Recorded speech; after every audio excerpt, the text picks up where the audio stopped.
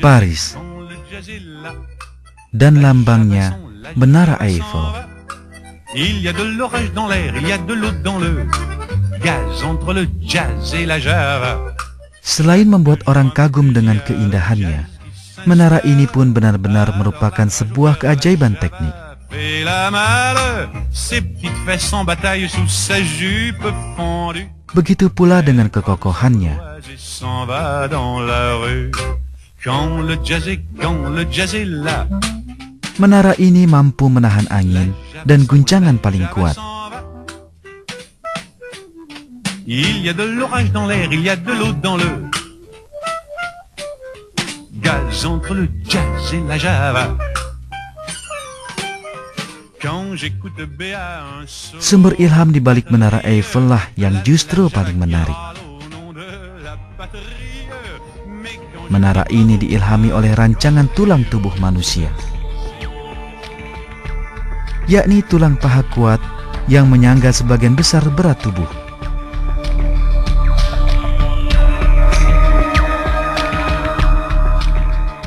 Ahli anatomi Hermann von Meyer yang mempelajari kerangka manusia di awal tahun 1850-an menemukan hal yang cukup menarik. Dalam kedudukan tegak, tulang paha mampu menopang beban seberat 1 ton. Dan tulang ini terbentuk atas jeruji yang saling berhubungan seperti sebuah sangkar.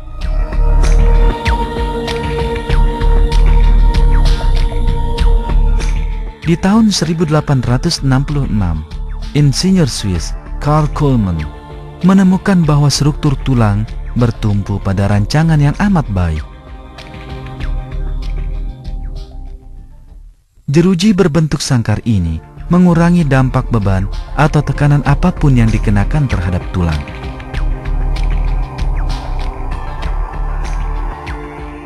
Ini karena jeruji tersebut disusun sepanjang garis gaya yang timbul saat berdiri.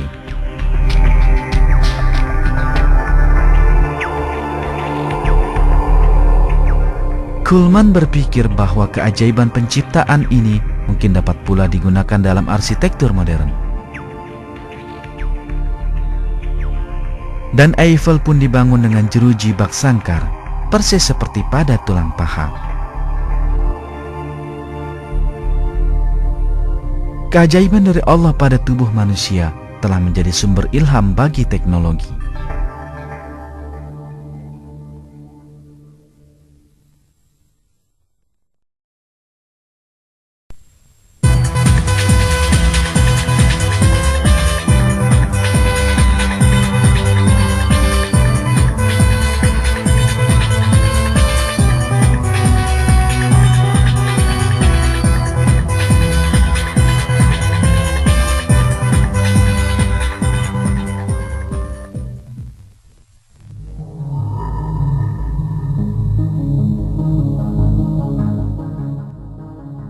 Kini, pengetahuan mengenai alam telah dimanfaatkan di banyak bidang, dari teknik rancang bangun hingga kesehatan.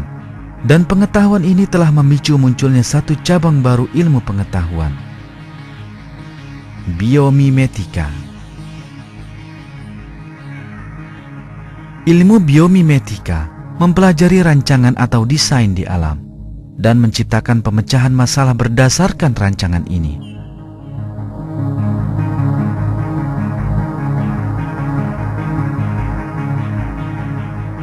Alasan mengapa rancangan di alam sedemikian sempurna sehingga mengilhami teknologi adalah karena seluruh alam adalah ciptaan Allah. Allah yang Maha Kuasa menyingkapkan contoh kearifannya yang tak terhingga pada makhluk yang Dia ciptakan. Dalam film ini, kita akan melihat contoh-contoh dari ilmu biomimetika dan mengkaji alam yang ternyata sungguh merupakan bukti agung penciptaan.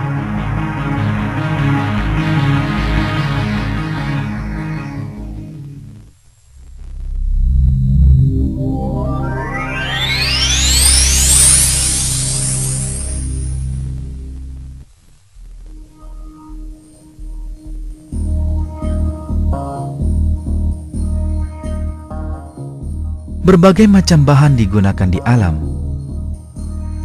dan bahan-bahan ini memiliki sifat yang amat istimewa.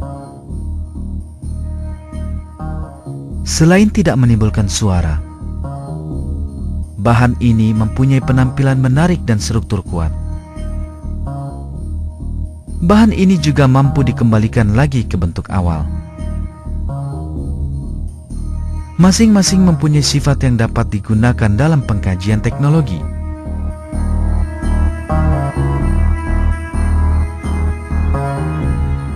Porselen adalah bahan yang sering dimanfaatkan dalam kehidupan sehari-hari. Bahan ini digunakan di berbagai bidang, dari konstruksi hingga kelistrikan. Pembuatannya membutuhkan suhu 1000 hingga 1500 derajat Celcius. Porselen alami juga ditemukan pada makhluk hidup. Satu contohnya adalah cangkang binatang laut.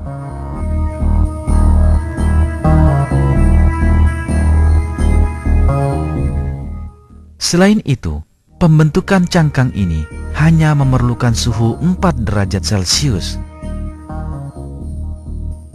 Rancangan menakjubkan ini menarik perhatian ilmuwan Turki İlhan Aksay. Selama penelitiannya terhadap cangkang satwa laut, Aksay mulai menyadari struktur luar biasa dari abalone. Makhluk ini mempunyai cangkang yang amat kokoh. Cangkang ini amat kuat sehingga mencapai 2 kali lipat kekuatan keramik buatan teknologi maju. Billy Goodman, penulis ilmu pengetahuan asal Amerika, mengulas bahan ini sebagai berikut. Ketika diperbesar 300.000 kali dengan mikroskop elektron, cangkang tampak seperti tembok batu bata dengan batu bata kalsium karbonat berselingan dengan adukan semen protein.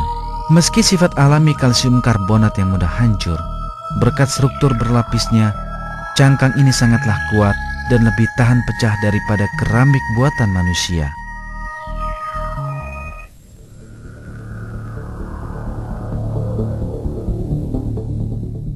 Terilhami oleh contoh ini, Aksay membuat bahan sangat keras dan kuat, bentuk berlapis dari boron karbida atau aluminium. Bahan ini dipakai sebagai perisai pada kendaraan militer Amerika Serikat.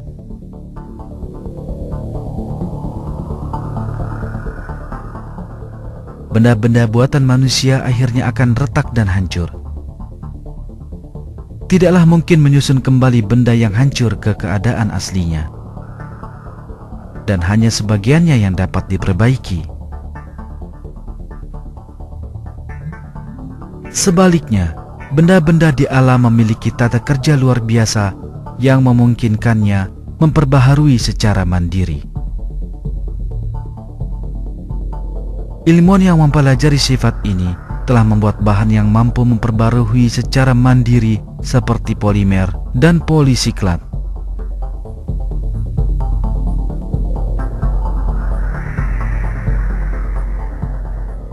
Kebanyakan benda di alam tersusun atas berbagai jenis unsur pembentuk. Ini dikenal sebagai komposit.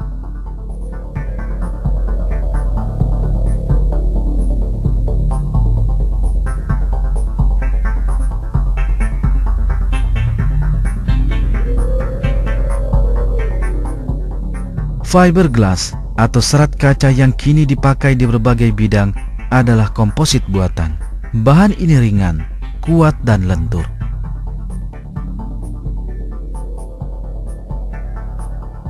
Serat kaca dipakai dalam pembuatan alat olahraga, mobil balap Formula 1, perahu layar, dan bahkan bagian pesawat udara dan antariksa.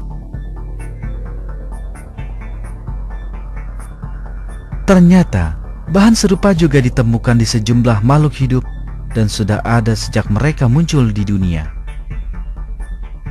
Salah satunya adalah buaya.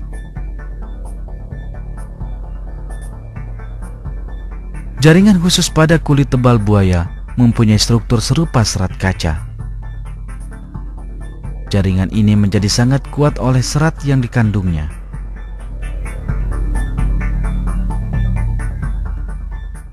Penambahan serat ke dalam jaringan menjadikannya sungguh kuat. Komposit tiruan jauh lebih lemah dan kalah unggul dibandingkan ini.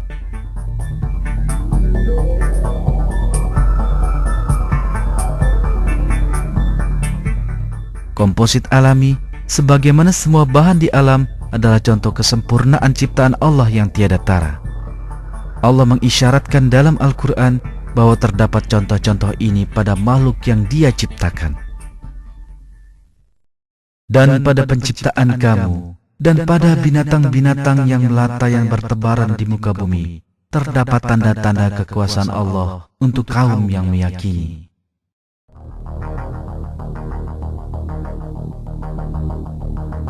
Satu lagi contoh komposit alami adalah jaringan penyambung otot dengan tulang, yakni tendon. Berkat serat yang menyusunnya, tendon sangatlah kuat dan kokoh.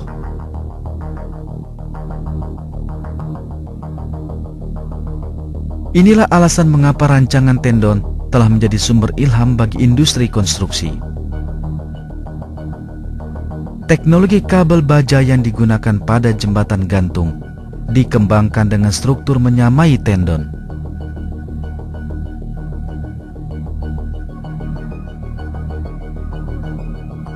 Janine M. Benyus dari Rutgers University menulis dalam bukunya Biomimicry.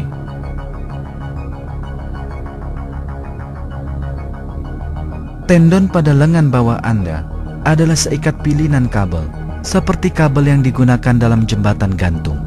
Setiap utas kabel itu sendiri merupakan seikat pilinan kabel yang lebih tipis. Setiap kabel yang lebih tipis ini pun merupakan seikat pilinan molekul, yang tentu saja berupa bundelan terpilin dan berulir dari atom-atom.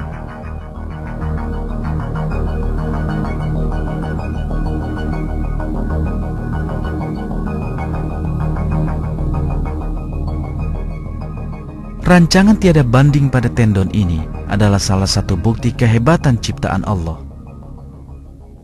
Dalam satu ayat Al-Quran, Allah mewahyukan, "Kami telah menciptakan mereka dan menguatkan persendian tubuh mereka. Apabila kami menghendaki, kami sungguh-sungguh mengganti mereka dengan orang-orang yang serupa dengan mereka."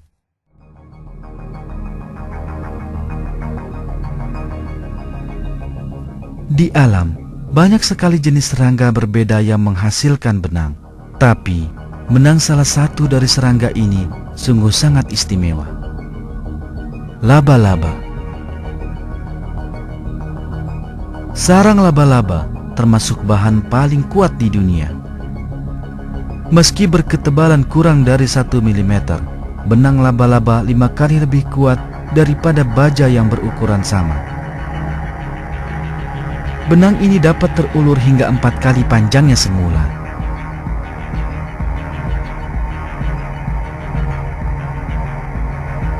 Karena sangat ringan, seutas benangnya yang terulur hingga 3 kali keliling bumi berbobot tak lebih dari 1 kilogram. Semua laba-laba menghasilkan benang dengan sifat berbeda. Dan semua benang ini dapat dikembalikan ke bentuk awal mereka. Seekor laba-laba dapat dengan mudah mendaur ulang sarang rusak menjadi benang kembali. Misalnya, laba-laba Diadematus menggunakan kelenjar pengeluaran di dalam perutnya untuk menghasilkan 7 macam jenis benang.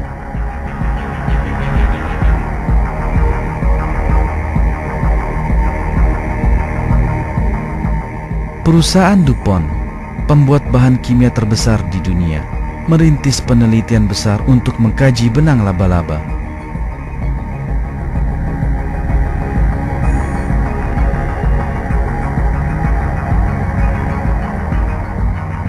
Di akhir penelitian panjang yang menelan dana puluhan juta dolar ini, struktur molekul benang laba-laba akhirnya terungkap di laboratorium DuPont. Berikutnya, struktur molekul ini ditiru untuk menghasilkan bahan terkuat yang dikenal di dunia, Kevlar.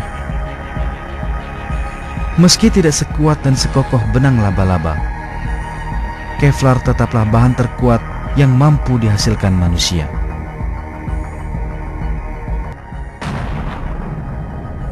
Berkecepatan 150 meter per detik, sebuah peluru melubangi apapun yang dikenainya. Namun peluru ini tak mampu menembus Kevlar.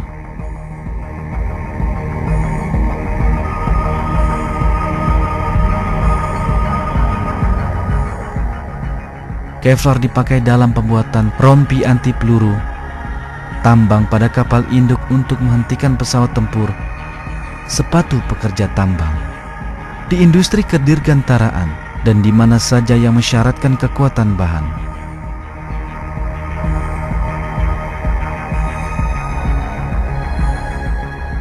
Namun benang laba-laba yang ditiru manusia untuk membuat Kevlar jauh lebih kuat daripada Kevlar itu sendiri.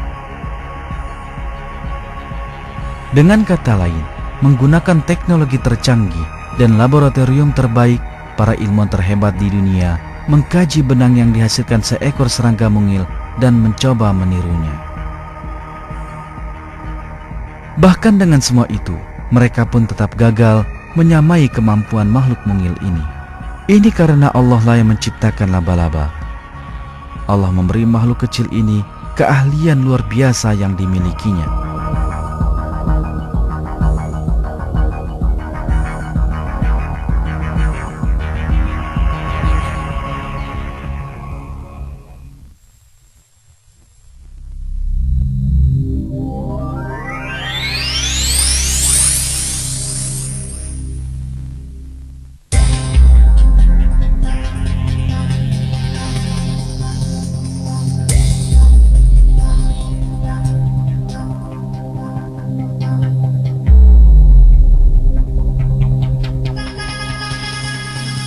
Gedung pencakar langit,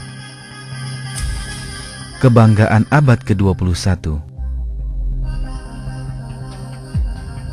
Namun bangunan megah ini memunculkan satu masalah baru yang memeras otak para arsitek dan insinyur, yakni bagaimana menjaga bagian luar gedung tinggi agar tetap bersih. Banyak perusahaan di seluruh dunia melakukan penelitian dan mencoba mencari jalan keluar permasalahan ini. Ternyata, jawaban itu tak datang dari laboratorium dan teknologi, tapi dari tempat yang sangat akrab, dari alam. Ini adalah bunga teratai yang dikenal sebagai lili putih.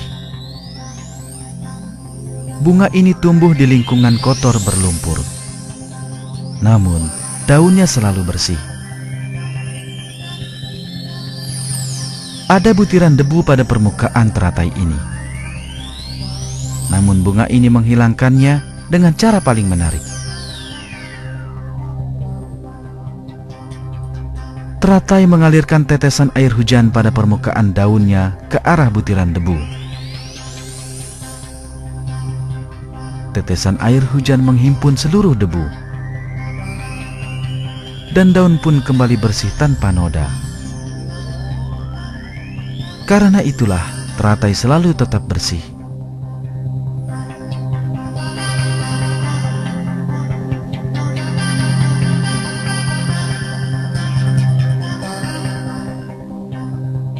Sifat teratai ini kini digunakan dalam perancangan bagian luar gedung.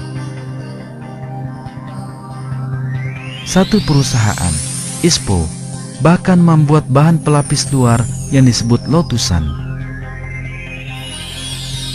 Perbedaan antara dua permukaan ini dapat dilihat jelas. Yang di sebelah kanan membersihkan permukaannya sendiri dengan tetesan air hujan, persis seperti teratai.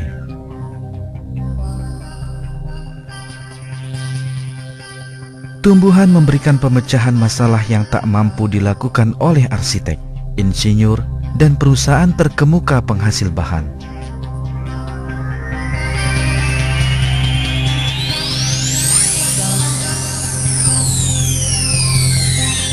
Untuk memecahkan masalah ini, tumbuhan perlu menguasai ilmu fisika, kimia, biologi molekuler, dan rancangan industri. Namun teratai tak memiliki mata, telinga, ataupun otak. Kenyataan bahwa teratai memiliki perangkat khusus sehingga mampu membersihkan bagian luarnya dengan cara ini adalah bukti bahwa Allah telah menciptakannya. Inilah cara Allah mengungkapkan bahwa terdapat tanda-tanda kebesarannya pada tumbuhan di alam bagi orang-orang yang memahami. Dan dialah yang menurunkan air hujan dari langit. Lalu kami tumbuhkan dengan air itu segala macam tumbuh-tumbuhan. Maka kami keluarkan dari tumbuh-tumbuhan itu tanaman yang menghijau. Kami keluarkan dari tanaman yang menghijau itu butir yang banyak. Dan dari mayang korma mengurai tangkai-tangkai yang menjulai. Dan kebun-kebun anggur. Dan kami keluarkan pula zaitun dan delima yang serupa dan tidak serupa. Perhatikanlah buahnya di waktu pohonnya berbuah. Dan perhatikan pula lah kematangannya.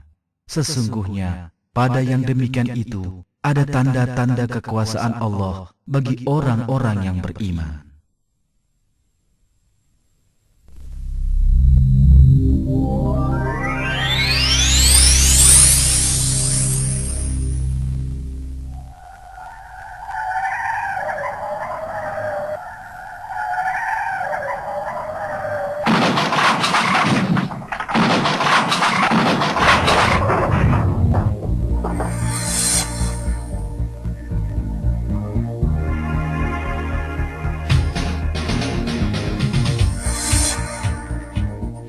Kecelakaan yang terjadi dalam tes mengemudi ini terjadi ratusan kali setiap hari di seluruh dunia.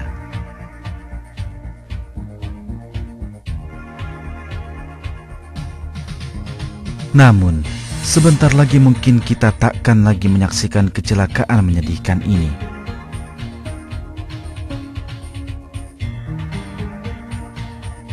Para ilmuwan sedang mempelajari bagaimana memecahkan masalah ini untuk selamanya. Dan mereka terilhami oleh seekor makhluk hidup di alam.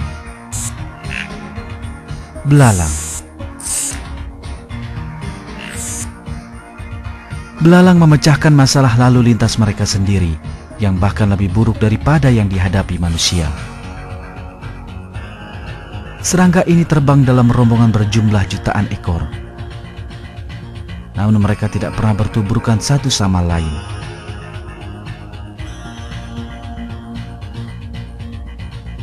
Rahasianya adalah penginderaan listrik yang diberikan Allah kepada mereka.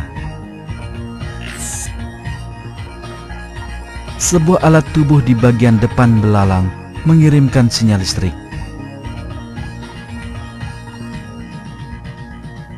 Yang memungkinkannya mampu mengenali kedudukan belalang lain dan dengan segera mengubah arah. Para ilmuwan modern sedang berpikir menggunakan cara yang diterapkan belalang ini untuk memecahkan masalah kecelakaan lalu lintas dan merencanakan rancangan kendaraan yang mampu saling mengenali kedudukan kendaraan lainnya.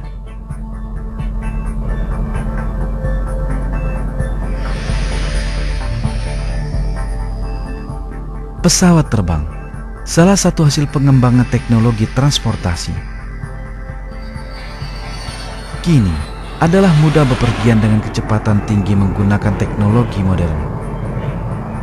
Yang sulit adalah melaju cepat tanpa disertai kebisingan.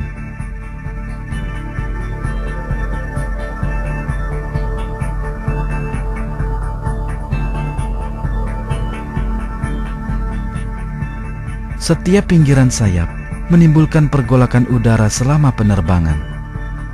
Pusaran angin kecil yang ditimbulkannya di belakang sayap menghasilkan kebisingan. Kebisingan meningkat saat pusaran-pusaran angin ini membaur.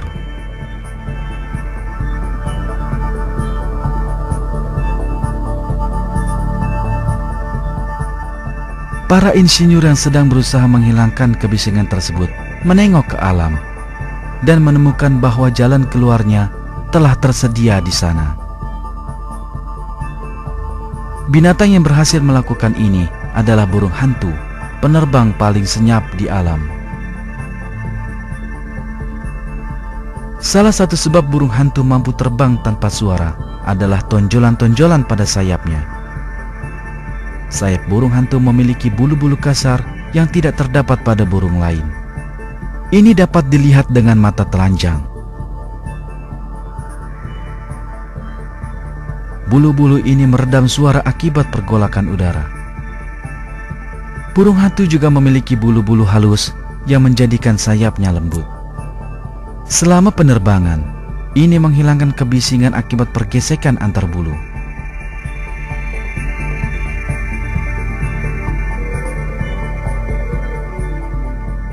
Perancang modern telah memanfaatkan ciri sayap burung hantu ini dan tengah merencanakan perubahan pada sayap pesawat terbang.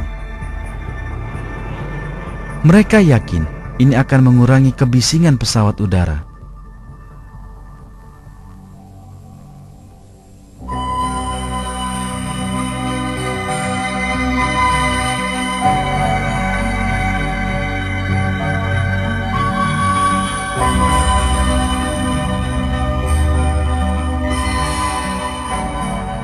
Kupu-kupu masing-masing adalah mahakarya seni dengan sayapnya yang berwarna cerah.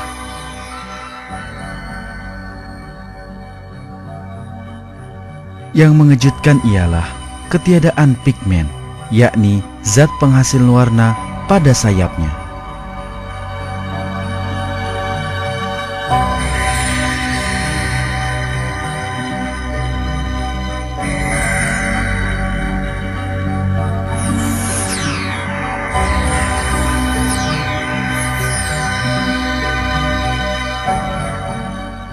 Biru cerah ini misalnya adalah salah satu warna paling mencolok di dunia binatang.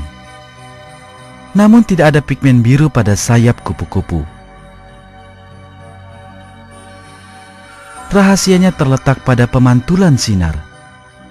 Sayap kupu-kupu dilapisi sisik-sisik tembus cahaya yang menipu mata yang memandangnya.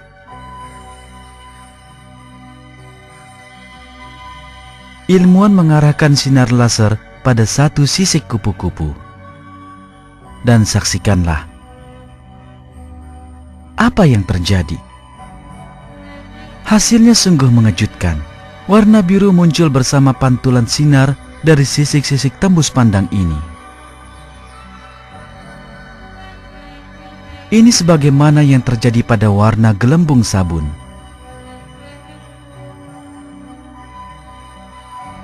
Tak ada pigmen pada gelembung tersebut.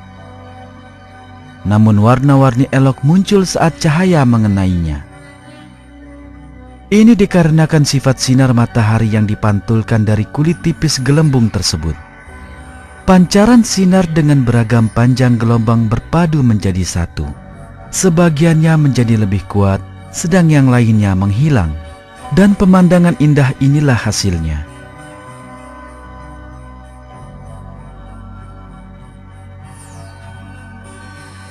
Setiap lembaran sisik kupu-kupu mengandung lapisan-lapisan selaput menyerupai daun. Selaput ini berfungsi seperti permukaan gelembung sabun. Sinar menerpa lapisan-lapisan ini dengan cara tertentu. Inilah yang menyebabkan semua warna selain biru terhilangkan. Perancang masa kini memanfaatkan ciri istimewa mengejutkan dari kupu-kupu ini. Mobil ini contohnya telah dilapisi dengan bahan yang mengatur pantulan cahaya. Ini berarti bahwa pigmen yang ada padanya takkan memudar dengan berlalunya waktu. Keragaman cahaya pada kupu-kupu ini menarik perhatian lembaga penelitian dan pengujian pertahanan Inggris yang berpikir bahwa struktur kupu-kupu ini mungkin akan membuka era baru dalam penyamaran kendaraan tempur. Sebagaimana makhluk hidup lain, contoh ini sekali lagi mengungkapkan bahwa kupu-kupu juga telah diciptakan dengan sifat dan ciri yang diperlukan bagi kelangsungan hidupnya. Ini membuktikan Allah telah menciptakan mereka. Allah mengungkapkan kehebatannya dalam mencipta dalam ayat Al-Quran. Dialah Allah yang menciptakan, yang mengadakan, yang membentuk rupa, yang mempunyai nama-nama yang paling baik. Bertasbih kepadanya apa yang ada di langit dan di bumi, dan dialah yang maha perkasa, lagi maha bijaksana.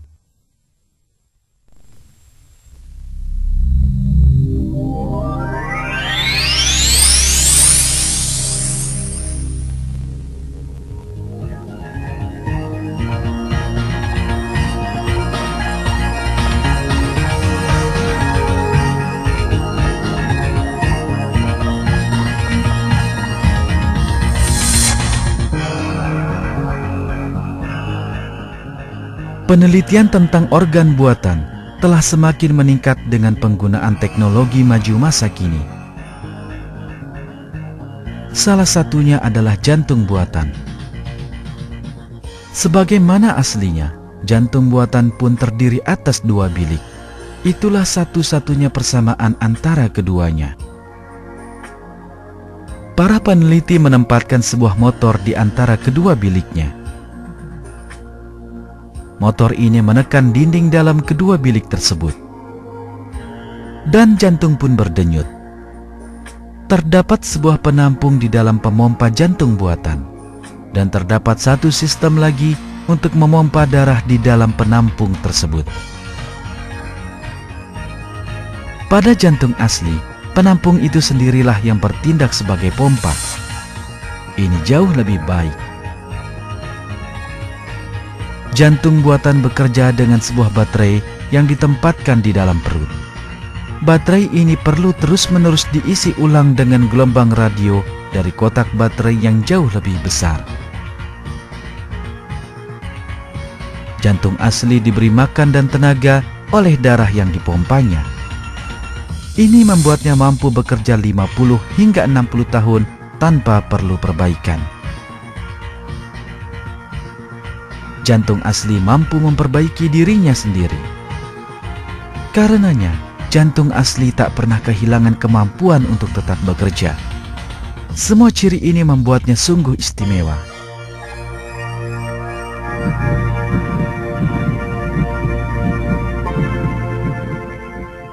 Stephen Vogel, seorang praekayasa dari Duke University di Amerika, menyatakan bahwa jantung manusia takkan pernah dapat ditiru. Ini karena mesin yang kita punyai, berapapun keluaran tenaga atau efisiensinya, bekerja dengan sangat berbeda. Otot jantung adalah mesin yang lembut, basah, selalu mengembang dan mengerut. Dan itu sungguh tidak mirip dengan apapun yang ada dalam perbendaharaan teknologi kita. Jadi, Anda tak akan mampu meniru sebuah jantung.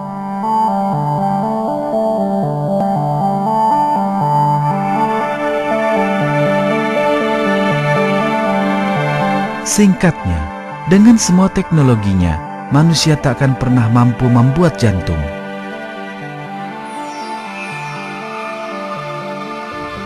Sebagaimana pernyataan penganut Darwinisme, mereka yang menyatakan bahwa jantung dan keseluruhan tubuh yang melingkupinya ada tanpa melalui penciptaan sengaja, jelas telah melakukan kesalahan besar. Allah memerintahkan kita untuk merenungkan bukti-bukti penciptaan dan bersyukur kepadanya. Hai manusia, apakah yang telah memperdayakan kamu berbuat durhaka terhadap Tuhanmu yang Maha Pemurah, yang telah menciptakan kamu, lalu menyempurnakan kejadianmu, dan menjadikan susunan tubuhmu seimbang dalam bentuk apa saja yang Dia kehendaki. Dia menyusun tubuhmu.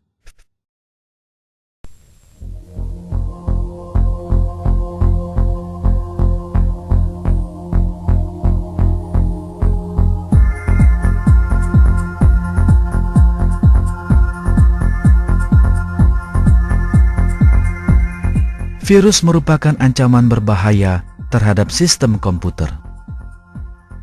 Pertama-tama, virus memasuki sistem komputer, lalu berkembang dengan memperbanyak diri. Virus benar-benar merusak teks dan data dalam komputer. Karenanya, banyak perusahaan meyakini perlunya mengembangkan sistem kekebalan sebagai pertahanan melawan virus ini.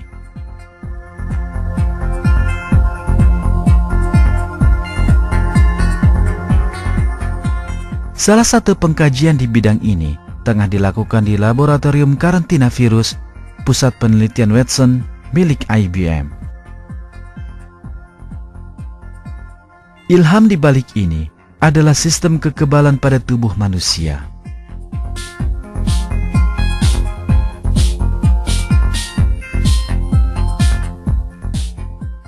Steve White, salah satu pejabat penting perusahaan itu, menyatakan, hanya keberadaan sebuah sistem kekebalanlah yang menyebabkan ras manusia tetap ada.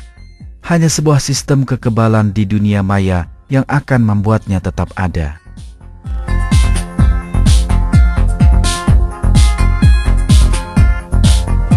Virus komputer mempunyai masa hidup semu. Sebagaimana virus hidup di alam, virus komputer memanfaatkan sistem di tempat mereka berada untuk memperbanyak diri. Berdasarkan hal ini, para peneliti mulai mempelajari bagaimana sistem kekebalan tubuh manusia melindungi tubuh.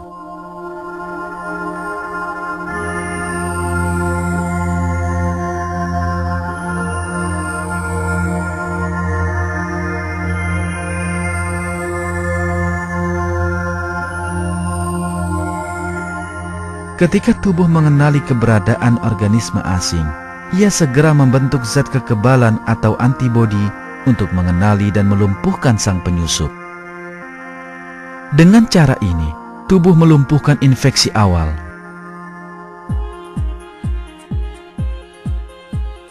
Untuk dapat bertindak lebih cepat terhadap kejadian serupa di masa mendatang, tubuh menyimpan sebagian antibodi ini untuk berjaga-jaga. Virus komputer juga mempunyai penanda yang memungkinkan pemrogramnya dapat dikenali. Setiap kali bertemu penanda semacam ini, program pelacak virus pada komputer mengirimkan peringatan bahwa ada virus dalam komputer. Dengan kata lain, program antivirus mempunyai antibodi yang mengenali bagian penanda virus, jikalau bukan keseluruhan virusnya.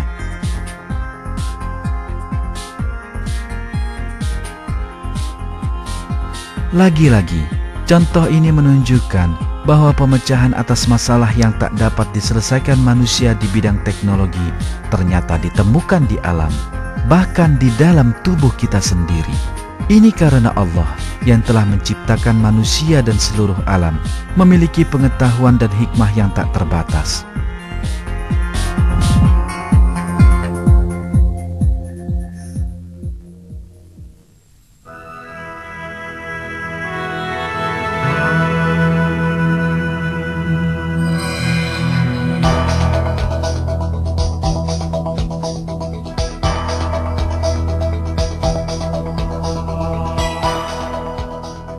Kamera dibuat berdasarkan cara kerja mata manusia. Ketika teknologi semakin maju dan rahasia mata mulai terungkap, kemampuan teknik perangkat ini pun berlipat ganda.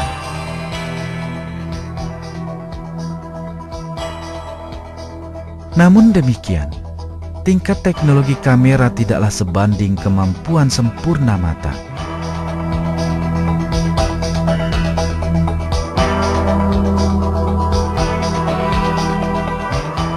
Langkah pertama pengambilan gambar adalah menentukan fokus. Pada kamera manual, ini dilakukan dengan tangan dan secara otomatis pada kamera yang lebih canggih. Namun sistem otomatis ini bekerja sangat lambat dan tak pernah menghasilkan fokus sempurna. Sebaliknya, mata manusia senantiasa memfokus dan melakukannya dengan sangat singkat.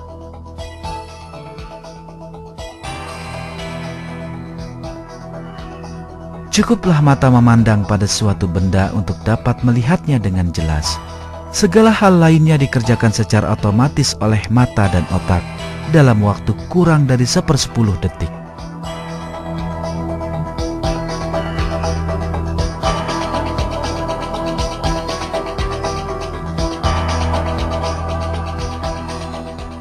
Sebuah gambar yang diambil kamera di siang hari tampak begitu terang. Namun, jika Anda mengambil gambar di tempat gelap tanpa lampu kilat yang kuat, Anda hampir tak akan memperoleh gambar sama sekali.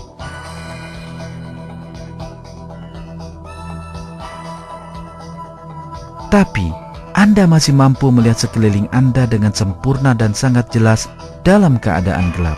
Mata kita melakukan penyesuaian mandiri terhadap keadaan dan kekuatan cahaya yang selalu berubah.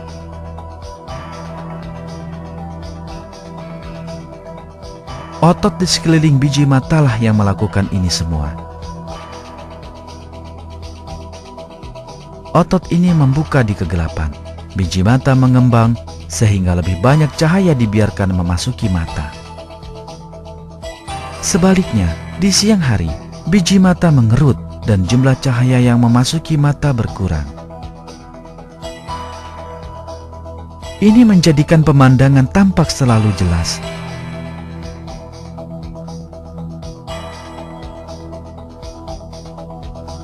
Tak diragukan lagi, mata dengan sistemnya yang sedemikian peka dan tanpa cacat adalah nikmat besar bagi kita dari Allah pencipta kita.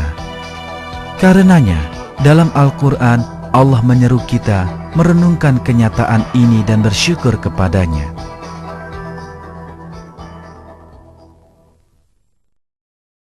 Katakanlah, Dialah yang menciptakan kamu dan menjadikan bagi kamu pendengaran, penglihatan, dan hati, tetapi amat sedikit kamu bersyukur.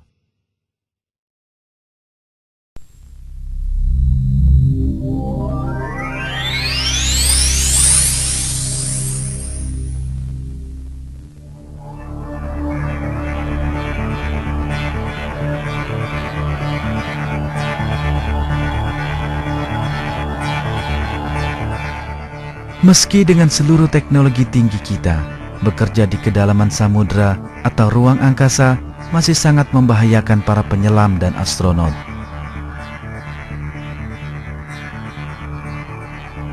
Karenanya, ilmuwan mulai membuat robot untuk dipekerjakan dalam keadaan sesulit ini.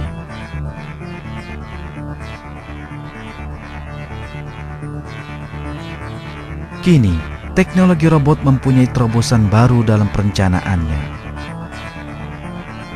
Robot biomimetik atau mesin yang meniru alam.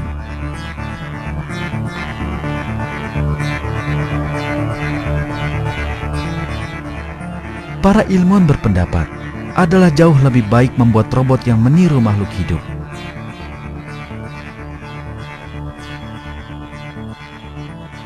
Misalnya, robot menyerupai kalajengking atau semut, dibuat untuk menjelajahi gurun pasir. Robot mirip ikan atau udang untuk penelitian bawah laut.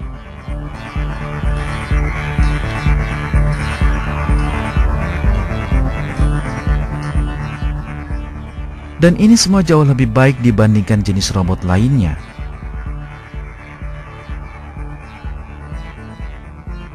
Rancangan sempurna tubuh makhluk hidup di alamlah yang mendorong ilmuwan menirunya.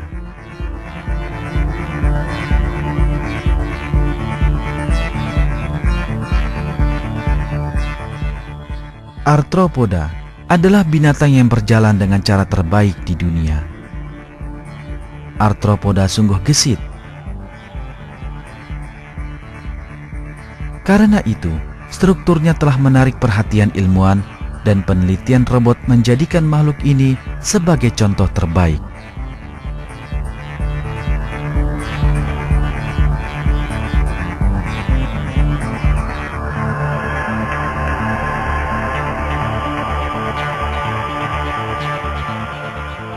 Robot ini diberi nama Aerial. Ahli robotnya adalah Ed Williams.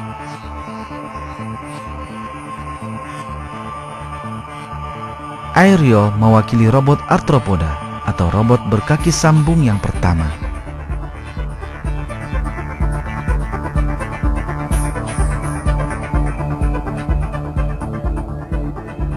Sang robot dirancang meniru kepiting.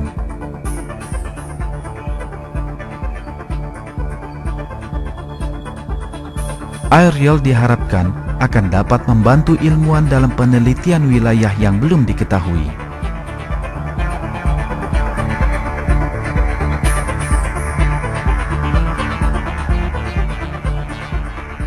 Namun, ada perbedaan besar antara Aerial dan makhluk hidup yang sesungguhnya. Betapapun sangat menyerupai kepiting, Aerial masih saja mengambil tenaga yang diperlukan untuk menggerakkan kaki-kakinya dari komputer yang terprogram sebelumnya. Gerakannya jauh lebih kaku dibandingkan kepiting.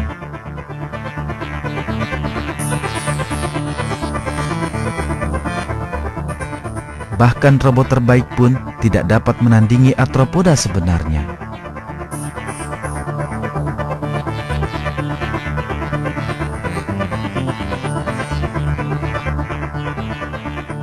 Contoh ini menunjukkan kepada kita betapa kerja keras besar harus dikerahkan untuk meniru satu saja dari keahlian makhluk hidup.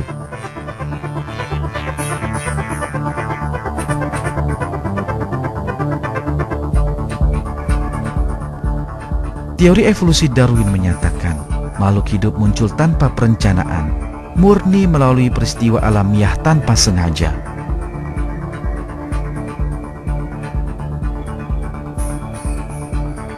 Namun, semakin orang mempelajari seluk-beluk alam, semakin banyak bukti-bukti baru keberadaan Allah ditemukan.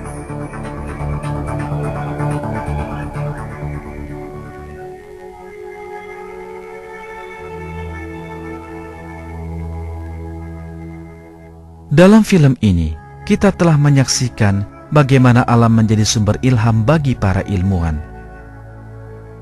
Rancang bangun di alam telah diciptakan dengan kesempurnaan yang sedemikian tinggi hingga karya terhebat manusia tak mampu menyainginya. Ini menunjukkan kehebatan dan pengetahuan maha tinggi yang Allah miliki. Dialah pencipta seluruh alam. Kebenaran lain yang patut dipahami adalah Allah menciptakan segala sesuatu tanpa meniru contoh apapun. Ini adalah salah satu dari asma Allah. Nama Al-Badi dalam Al-Quran bermakna yang mencipta tanpa contoh. Dalam Al-Quran, Tuhan kita berfirman, Dia pencipta langit dan bumi. Bagaimana Dia mempunyai anak, padahal Dia tidak mempunyai istri. Dia menciptakan segala sesuatu, dan Dia mengetahui segala sesuatu. Yang memiliki sifat-sifat yang demikian itu ialah Allah Tuhan kamu. Tidak ada Tuhan yang berhak disembah selain Dia, pencipta segala sesuatu. Maka sembahlah Dia, dan Dia adalah pemelihara segala sesuatu.